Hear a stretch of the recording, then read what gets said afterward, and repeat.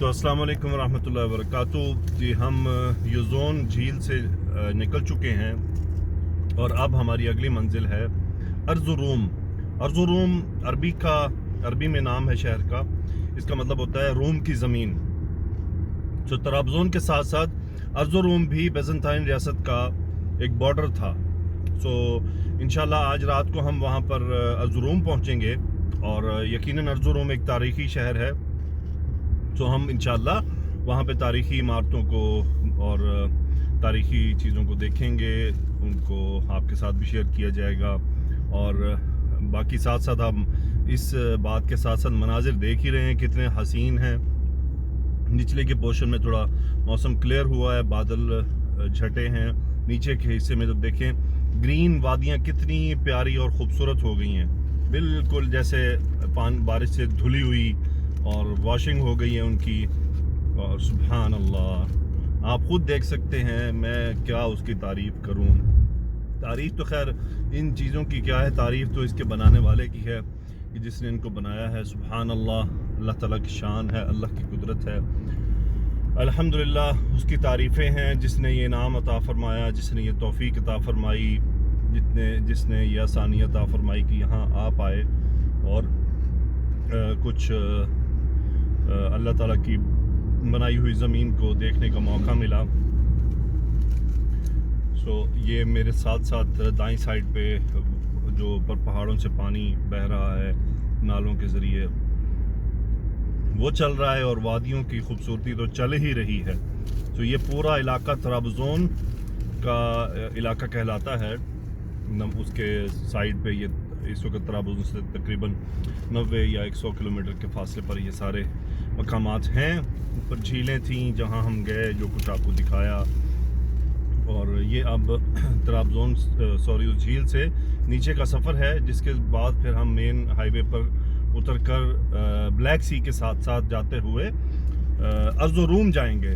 سو ارزروم پھر وہی عربی جاننے والوں کے لیے یہ مرکب اضافی ہے، اور روم کی زمین، روم یہاں پر مضاف الیہ ہے اور ارض مضاف ہے، تو مرکب اضافی بھی بن گیا ہمارا، عربی تو ساتھ ساتھ چل رہی ہے۔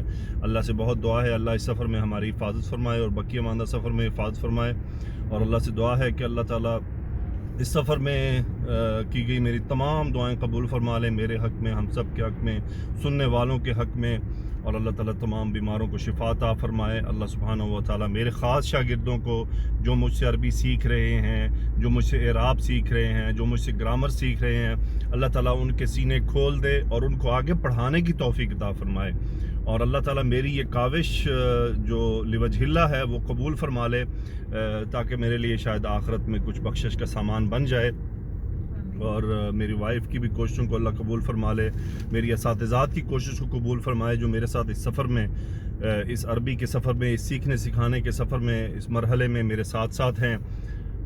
یقیناً یہ وادیاں اتنی خوبصورت ہیں اور اتنی خوبصورت اس وقت لگ رہی ہیں، اور میری دعائیں آپ سب کے لیے ہیں، میرے لیے ہیں، میرے والدین کے لیے ہیں، میرے بہن بھائیوں کے لیے ہیں، میری زوجہ کے بہن بھائیوں والدین کے لیے۔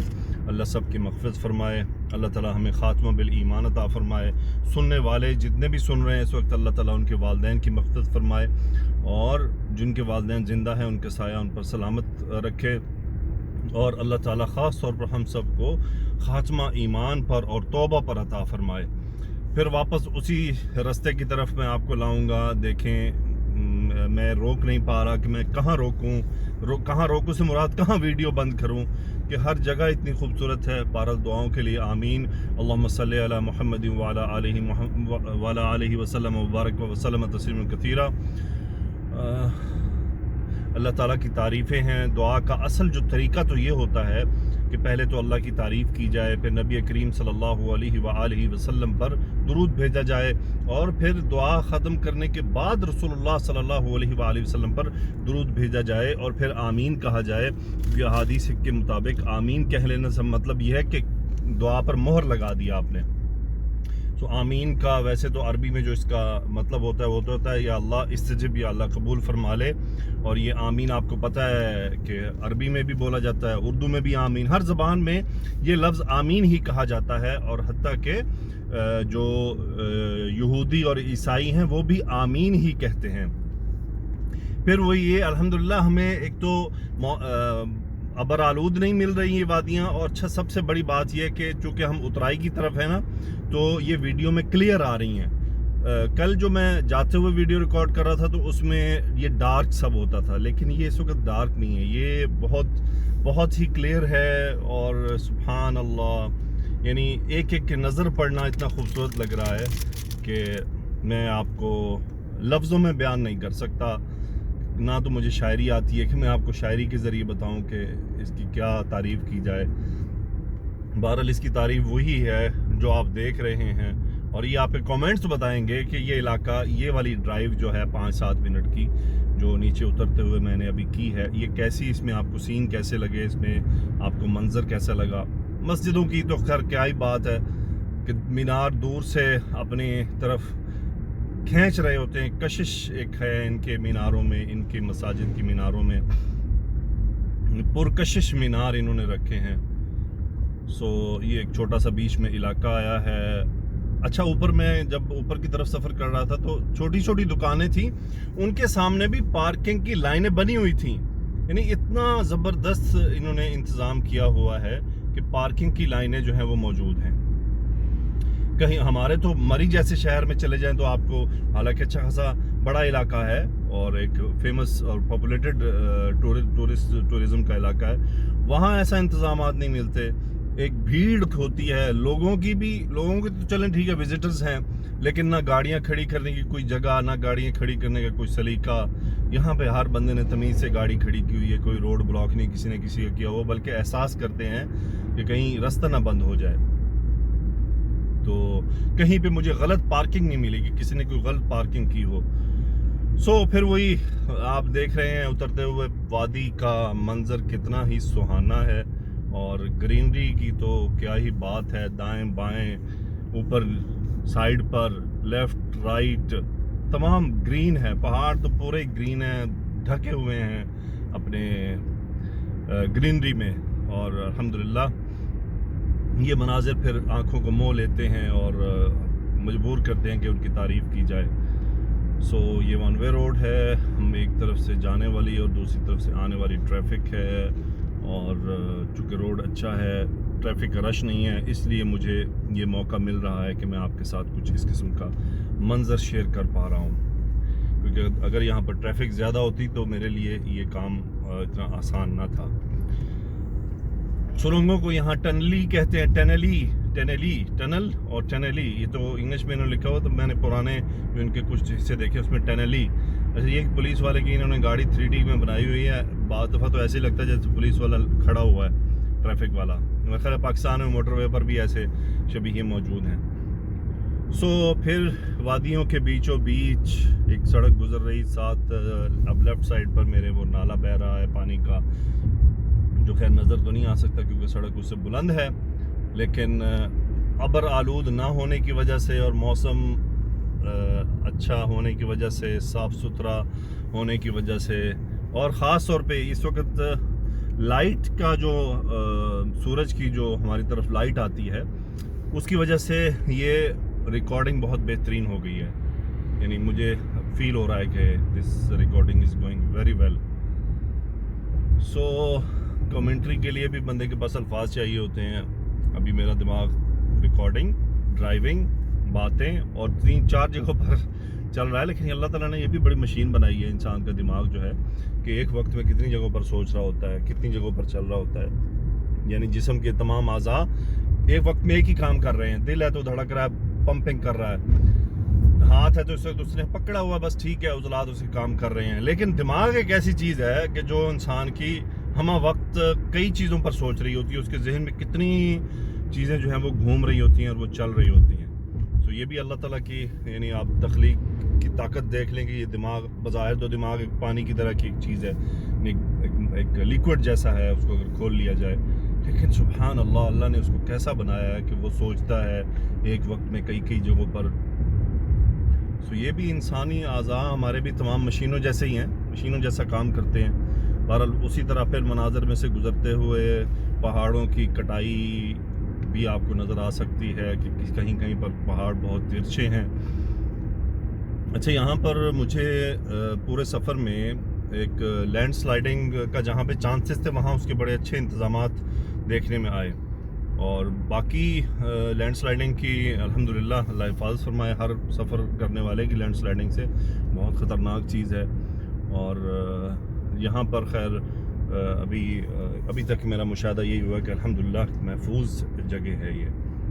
سو طرابزون کے علاقے میں ہم اس وقت گھوم پھر رہے ہیں. اگر آپ طرابزون آنا چاہتے ہیں, ترکی دیکھنا چاہتے ہیں, طرابزون کا علاقہ ڈائریکٹ فلائٹ لیں, طرابزون آئیں, طرابزون میں وقت گزاریں اس کے سائڈوں پر, اور پھر چاہے واپس چلے جائیں. اگر آپ لیکن پاکستان میں رہتے ہوئے اس طرح کے علاقے کو دیکھنے کے لیے تو خیر پاکستان خود ہی کافی ہے.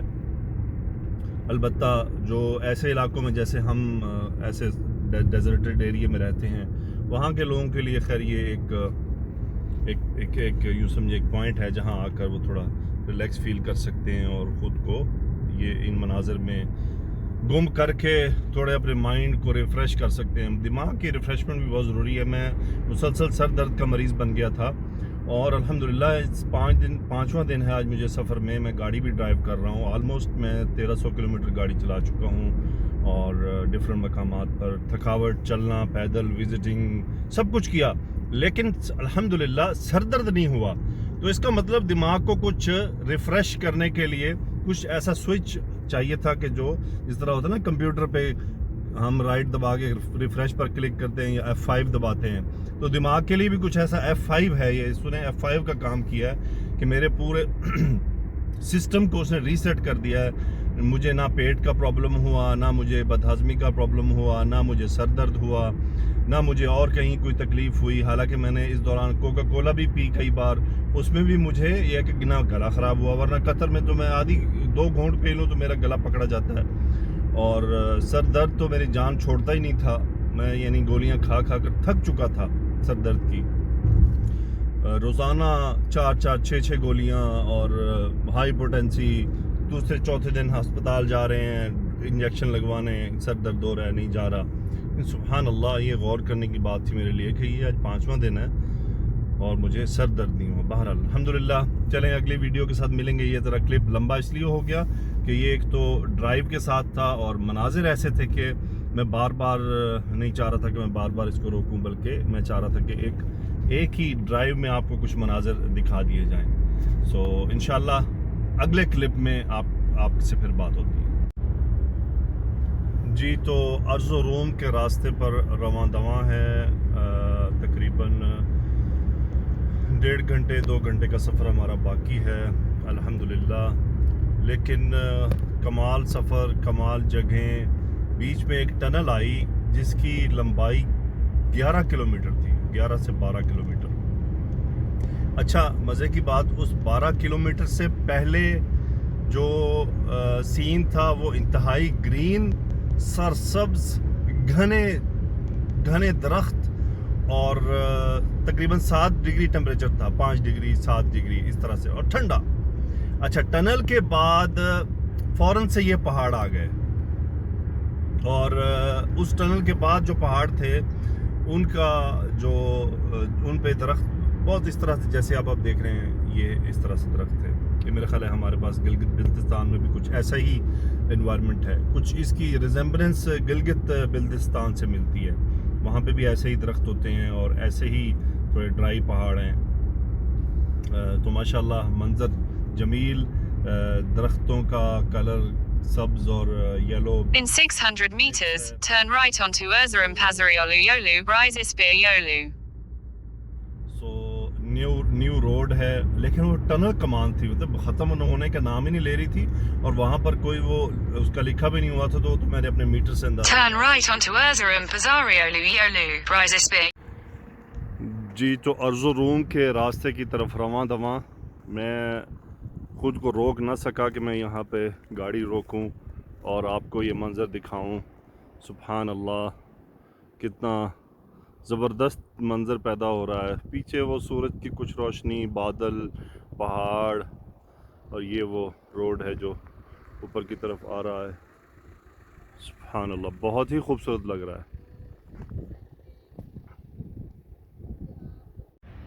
جی تو ہم ارزروم کی شہر پہنچ چکے ہیں. ارزروم میں اسی روڈ پر کچھ مدرسے اور مساجد ہیں تاریخی، جس کا انشاءاللہ کل صبح آپ کو ویڈیو شیئر کی جائے گی. تو یہ ارزروم کی مین سینٹرل روڈ ہے اور خوبصورت صاف ستھرا شہر ہے، اور انشاءاللہ مزید کل اس کے بارے میں تفصیلی بات